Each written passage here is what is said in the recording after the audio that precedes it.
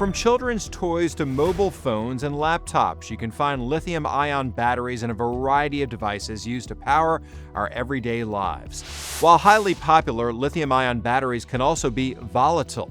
I'm Lee Zurich. And I'm Tisha Powell. When one catches fire, it poses a life-threatening danger because of a chain reaction known as thermal runaway. Thermal runaway can be triggered by a variety of factors such as physical damage, overcharging, manufacturing defects, or exposure to extreme heat. This video from the University of Texas Fire Research Group shows just how fast a lithium battery fire can ignite and quickly spread. Scientists say heat generated from the initial trigger increases the temperature inside the battery. The increasing pressure then causes the battery casing to rupture, releasing flammable toxic gases. Reporter Ann Emmerich takes an in-depth look at the dangers, shares a Michigan family's experience with thermal runaway, and provides solutions to protect your home. Lithium-ion batteries are in virtually every home, yet most of us don't give them a second thought. I heard yelling. I heard my wife yelling, so I ran downstairs, had no idea what was going on. I always check all the doors in our house before I go to bed, and I always also check the door that goes into the garage. And that night, I opened it up and I was not prepared for what I was about to see. I have a call everybody's in there. The car in the garage is smoking, and the garage is filled with smoke. Thick black smoke poured from Rose Tantrafol and Scott Swanson's Meridian Township garage. The smell was not something I was accustomed to. It smelled like chemicals. I opened the door of my car and smoke just billowed out right into my face. It was hard to even see, inside the car. They escaped and called 911. When we found out it was a pair of headphones that just randomly caught on fire, I was shocked, absolutely shocked. Their son's headphones left in the car unplugged on a hot summer night. It was really perplexing that was the source. It's not something I even think of as having tech inside, really. The device contained a lithium-ion battery that malfunctioned in what fire investigators call thermal runaway. That thermal runaway means that the battery starts to heat itself up uncontrollably.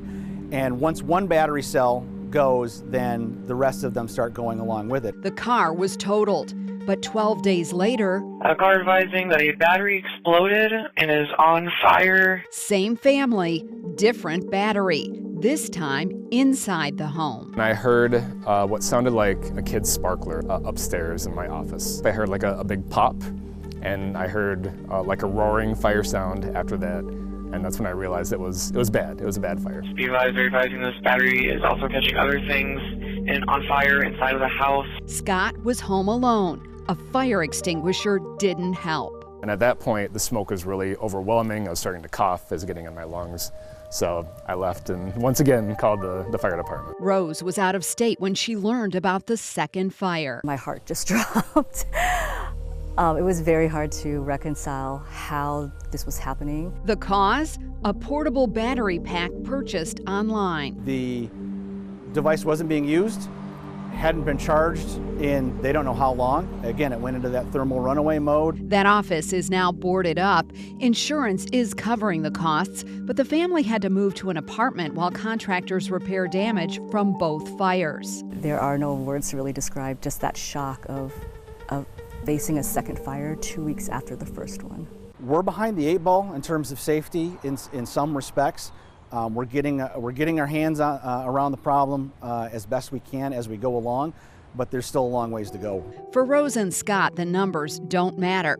They beat the odds twice. For a few months after the fire, I just saw potential fires everywhere, in my phone, in any sort of electric item that you have. They just all felt like potential explosives. Awareness is really the key thing that we can all do. I'm aware of where all the devices that have lithium-ion batteries are in our home, in our office, and in our car. The Battery Council International says lithium-ion batteries should have built-in systems to monitor voltage, temperature, and charge levels and shut down if there's a problem. But fire officials warn not all batteries are created equal. Look for the UL safety certification and don't overcharge or leave them plugged in. If you notice a battery smoking, get out.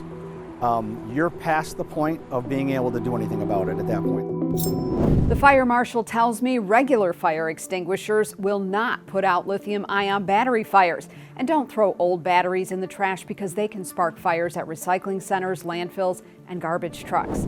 This is video from a waste facility in Mecklenburg County, North Carolina. These charred items all had lithium batteries, some of which exploded. The solid waste director says many of these fires are preventable. Please, goodness, never put them in your curbside bins, never put them in your curbside trash carts. They cause fires at our landfills, they cause fires at our material recycling facilities, and they cause millions of dollars worth of damage.